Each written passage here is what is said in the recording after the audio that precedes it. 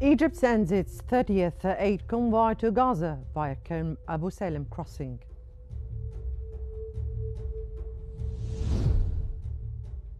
UNIFIL condemns Israeli drones dropping grenades near its peacekeepers in southern Lebanon.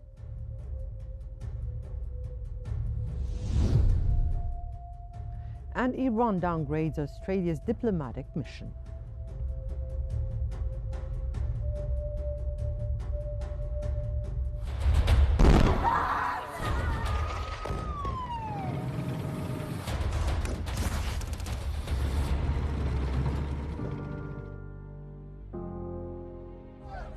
والله العظيم ولا حبة رز، والله العظيم ولا حبة عدس. ما فيش أكل، ما فيش شرب، عندي بنت 2.5 صارت تشطب.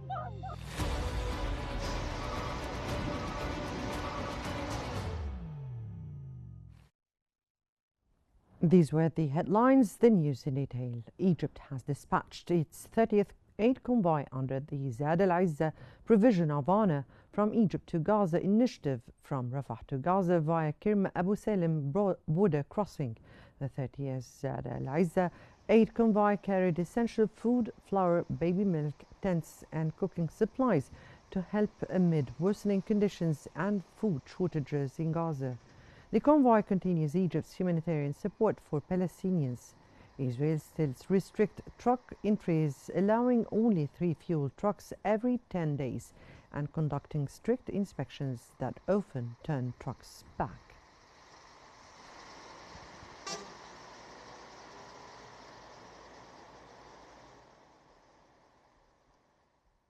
Arab foreign ministers are meeting in Cairo for the 164th Arab League session, reaffirming support for Palestinian statehood and condemning Israeli actions in Gaza and the West Bank. Jordan and the United Arab Emirates stressed the urgency of a two-state solution, while Arab League chief Ahmed Abul-Gheit criticized the U.S. for denying visas to Palestinian delegates. The meeting also addressed regional crises in Sudan, Syria, Yemen and Libya, with calls for stronger Arab coordination on security and humanitarian aid.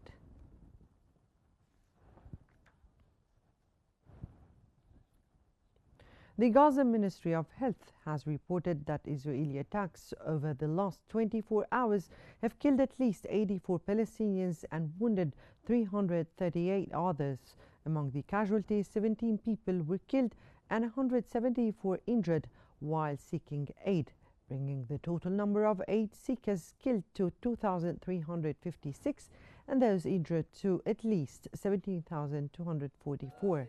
These figures raise the overall death toll in Gaza since the conflict began on October 7, 2023, to 64,231, with 161,583 more injured.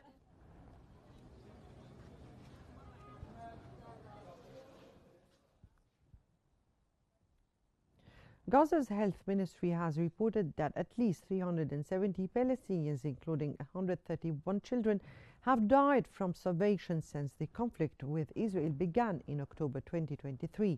In the last 24 hours alone, 3 more people have succumbed to malnutrition in the Gaza Strip, underscoring the worsening humanitarian crisis as the war continues.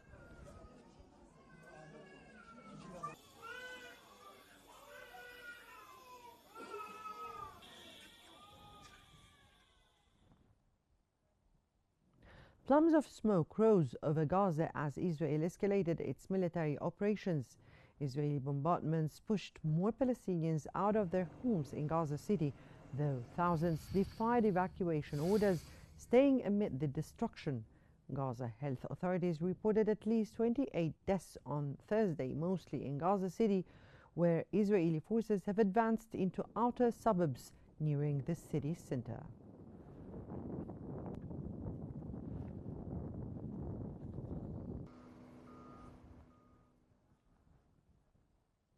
Scuffles erupted between protesters and police in Jerusalem during a large rally outside Prime Minister Benjamin Netanyahu's residence. The protesters demanded action amid growing public frustration. Earlier in the day, many marched near the Knesset, hoping to have their voices heard by the government. Netanyahu condemned the demonstrators in a recorded statement, calling them a fascist militia and accusing them of threatening him and his family. Protesters also climbed the roof of Israeli National Library, displaying a banner that read, "You have abandoned and also killed."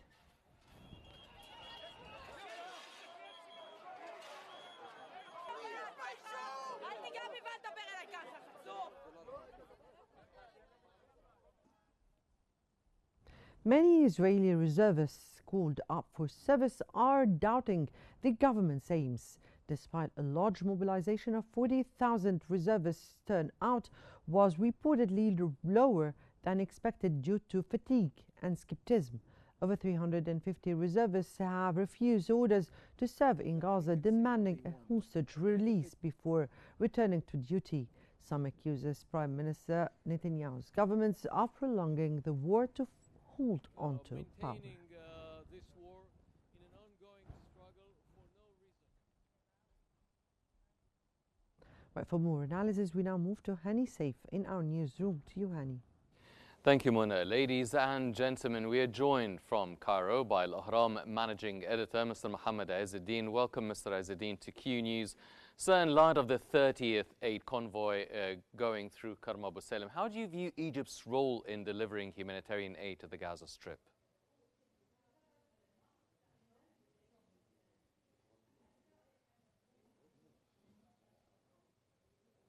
Certainly today, the aid convoy number 30 is entering. It is a continuous way of the it is a continuous efforts.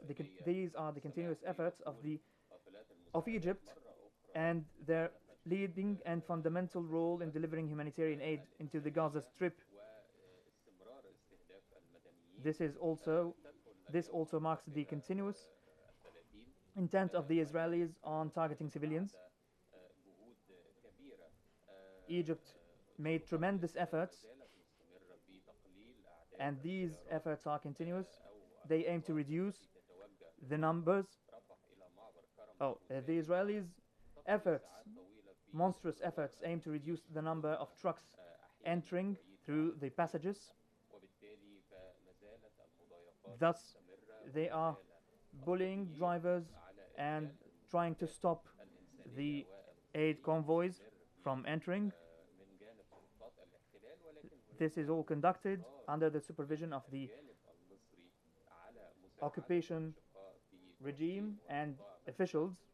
On the other side, Egypt is willing to provide relief to the Palestinian people, all in the face of the war machine, the Israeli war machine, the planned starvation, and the continuous aggression. So Egypt aims to deliver humanitarian aid. This is one fundamental goal of ours. We are also looking forward with other partners to impose pressure on Israel to stop the ongoing military aggression conducted by the right-wing government in Israel.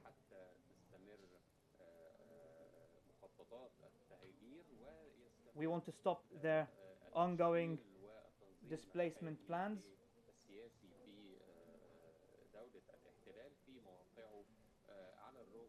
They are continuing in their stance, and the war is ongoing, unfortunately. Yes, but has a ceasefire in Gaza become increasingly difficult to achieve at this present time?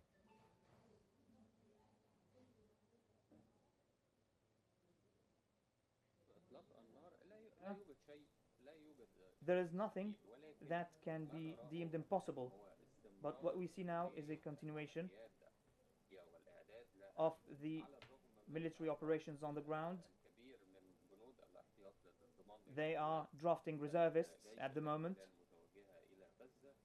and aiming towards Gaza. So the international efforts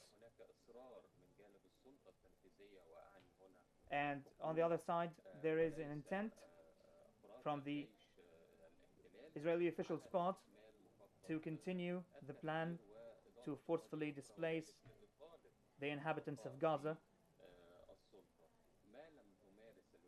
So unless the United States and the international community impose pressure on Israel through protests, we saw protests and people taking to the streets in Israel. They want the immediate release of the detainees. So the current efforts led by the Likud party can hinder the military operations. But Egypt, on the other hand, will continue to deliver humanitarian aid to Gaza. Also, we are performing a fundamental intermediary role alongside the United States and other states. So it's not impossible. But the practices of the Israeli government contradicts it all. Mr. Azzeddine, what's your take on the recent Houthi attacks on Israel? Could the situation in the region escalate even further in the coming period?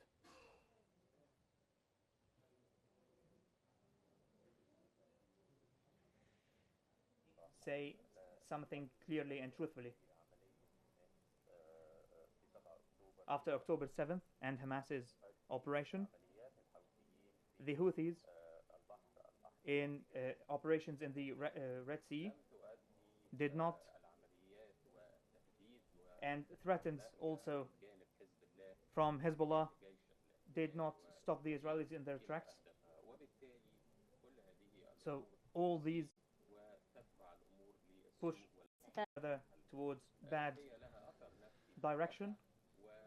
It has a psychological impact, of course,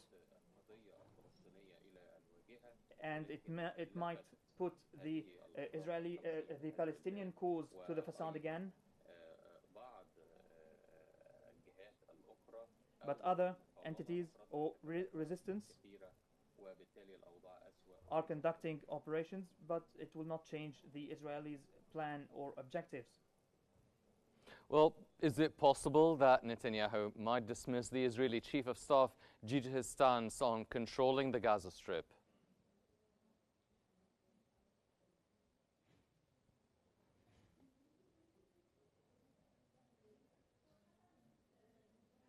The hierarchy of power, the head of the government and the leading party can appoint or relieve people in ministries, including the chief of staff. So Netanyahu imposed pressures on the leading security figures and military figures, intelligence figures as well,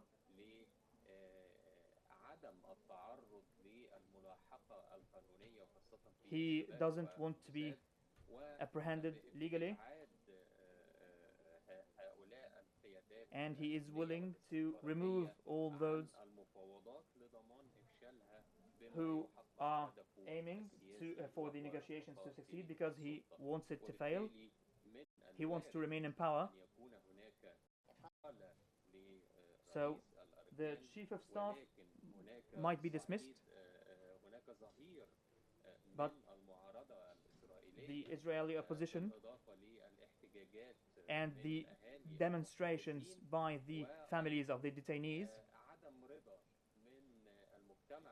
the discontent of the international community as well, and Trump's recent statements on Israel becoming less popular, all these factors combined mean that if the leading party crumbled in Israel, or if resolutions were issued against Netanyahu or other key figures, it might all indicate that the war and killing machine of Israel will be halted and put to a stop. Ladies and gentlemen, from Cairo, that was Mr. Mohammed Ezzedine, Al-Ahram Managing Editor. Thank you very much, sir, for joining us here on Q News. Mona, back to you. Thank you so much, Hani, for the analysis. And back to our bulletin, Palestinians displaced from northern Gaza, including Gaza City, are struggling with overcrowded conditions and rising prices in southern Gaza. Many have sought refuge in tent camps that are now packed beyond capacity, worsening access to basic necessities like water and food.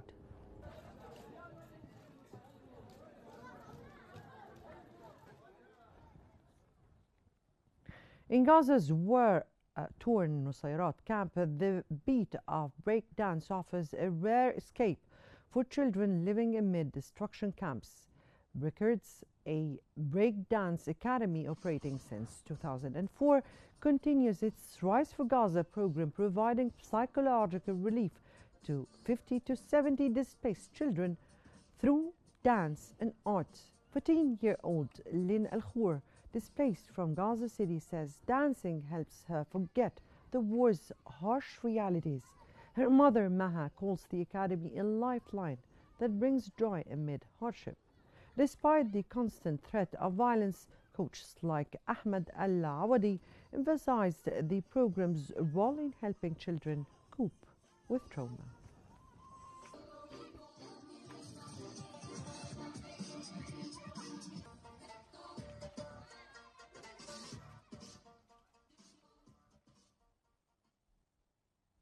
Yemen's Houthis fired 2 ballistic missiles at Tel Aviv, calling it a response to Israeli strikes on Yemen. Israel intercepted 1 missile as sirens sounded across Tel Aviv and other areas. The Houthis have been targeting Israel with missiles and drones in solidarity with Palestinians. Israel has retaliated by bombing Houthi-held areas, including the strategic Hodeidah port, killing senior Houthi leaders.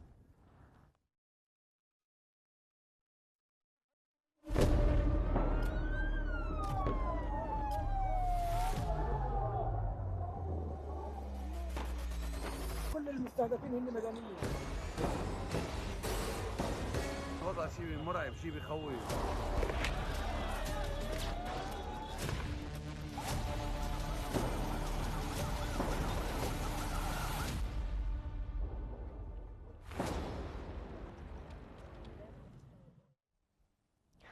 UNIFIL has condemned the Israeli drones dropping 4 grenades near UN peacekeepers clearing roadblocks in southern Lebanon.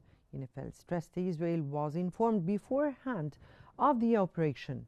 UN Secretary General Antonio Guterres called the incident completely unacceptable and urged all parties to ensure peacekeeper safety. 1 grenade landed within 20 meters of personnel, but no injuries were reported. UNIFIL's mission in Lebanon has been extended through 2026. Our peacekeepers in Lebanon said this is one of the most serious attacks on UNIFIL personnel and assets since the cessation of hostilities. Lebanon has condemned the Israeli attack on UNIFIL forces, in which drones dropped bombs near the town of Marawahin in southern Lebanon. The Lebanese presidency stated that President Joseph Aoun held a phone call with UNIFIL Commander General Diotato Abanara and conveyed Lebanon's condemnation of the attack. It was noted that this incident is the most serious since the ceasefire agreement last November, and that it occurred less than a week after the UN Security Council extended UNIFIL's mandate until the end of 2027.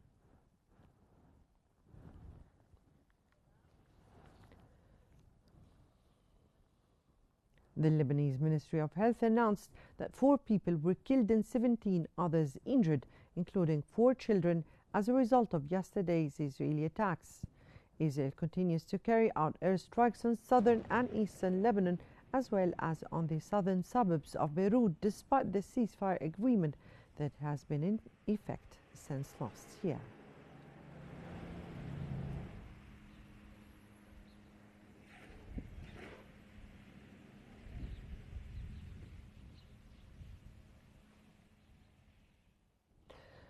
An Iranian Foreign Ministry spokesperson stated that Australian ambassador has left Iran. He added that in accordance with diplomatic norms and laws and in response to the Australian measure, Iran has likewise downgraded the level of Australian diplomatic mission in Iran.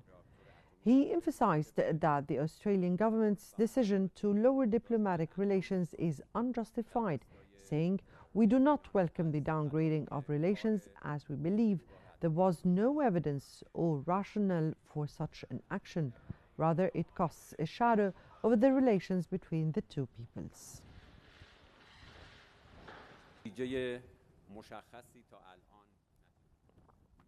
Iranian Foreign Minister Abbas Araghchi announced that his country will not sign any new cooperation agreement with the International Atomic Energy Agency until the ongoing negotiations between the two sides are completed. Araghchi explained that the agency has acknowledged the need to establish a new framework for cooperation with Iran, noting that any future steps will depend on the outcome of the current negotiations.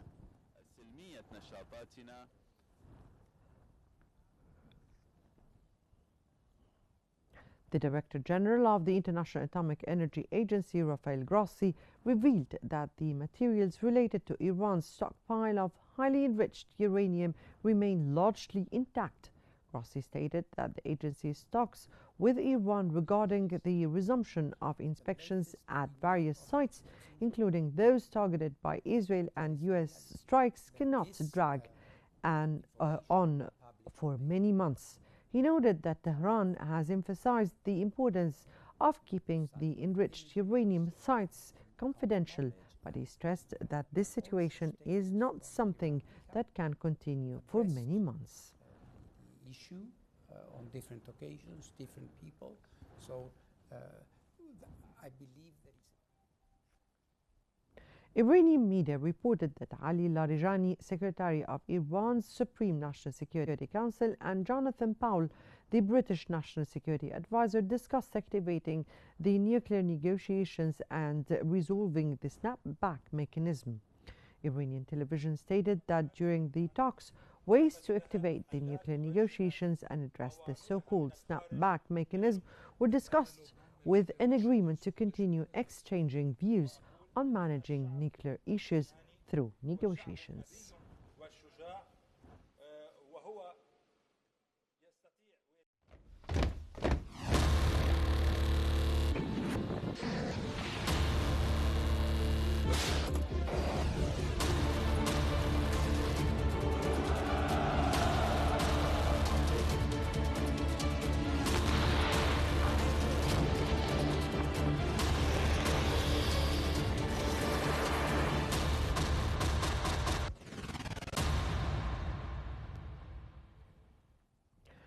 Western leaders met Ukrainian President Vladimir Zelensky in Paris to discuss security guarantees for Kiev if a peace deal with Russia is reached.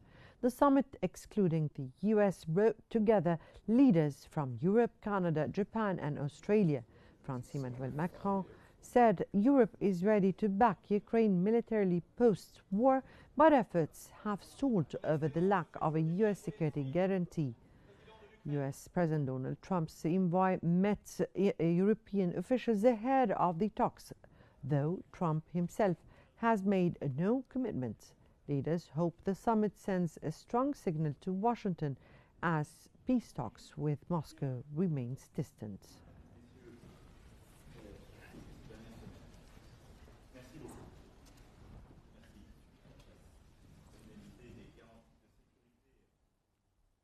Russian President Vladimir Putin said he is willing to meet Ukrainian President Volodymyr Zelensky if Zelensky comes to Moscow, but questioned whether such a meeting would be productive.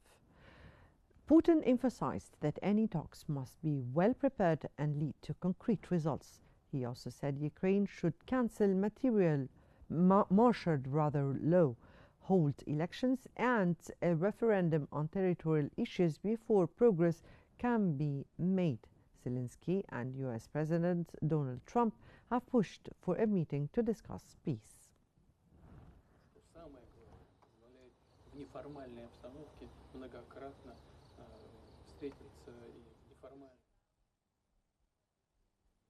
Russian President Vladimir Putin visited the far eastern branch of the National Center Russia in Vladivostok, where he also met students from the Patriotic Youth Center Warrior.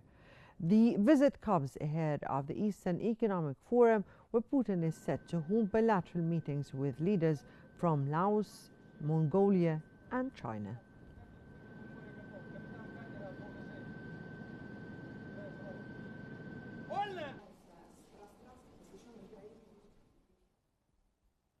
Russia has ruled out any discussion on deploying foreign troops in Ukraine, calling such moves unacceptable.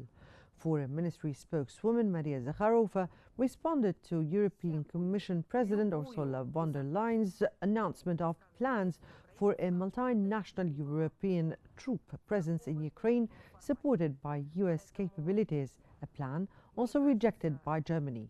She further dismissed accusations that Russia jammed von der Leyen's plane's GPS as fake and paranoia, denying involvement in the incident reported on August 31st.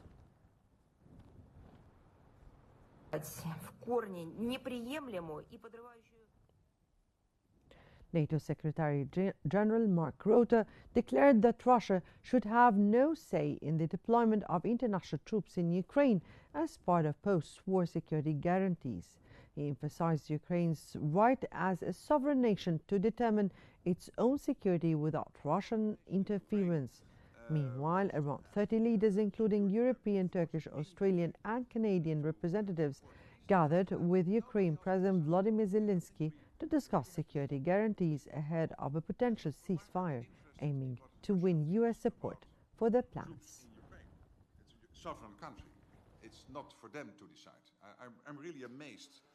I'm not criticizing you, but I hear this question, of course, more often. So thank you for asking the question. But I'm really Footage released by Ukraine's State Emergency Service showed firefighters battling fires in buildings and vehicles in the Odessa region following reported drone attacks. Local media reported 4 explosions overnight in Wednesday attributed to Russian drones. The surge in violence comes amid renewed efforts by US President Donald Trump to broker peace in the ongoing conflict, which began with the Russian war in February 22. Trump reaffirmed his commitment to pursuing a peace deal despite doubts about direct talks between President Putin and Zelensky.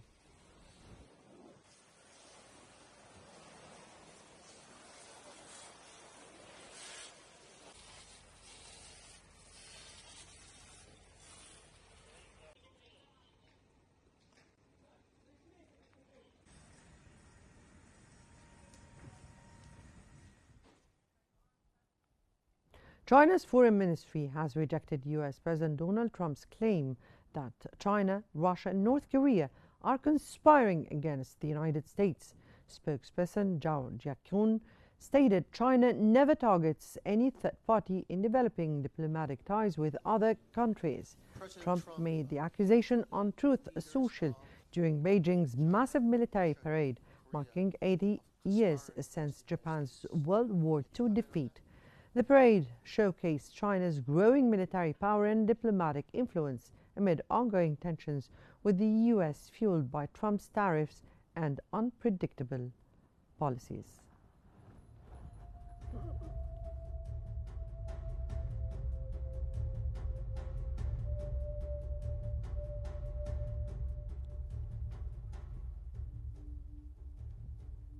Well, that brings us to the end of our news bulletin. Here is what we've been covering.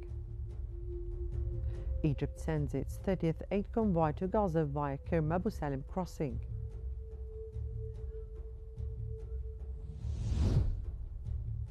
UNIFIL condemns Israeli drones dropping grenades near its peacekeepers in southern Lebanon.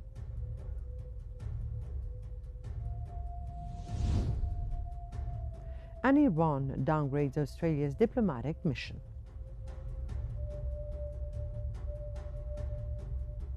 This concludes our news bulletin for the hour. Don't forget to follow Q News on YouTube, Facebook, X, Instagram, and TikTok at Q News CGY to stay informed. Many thanks for watching and stay tuned for more updates on Q News.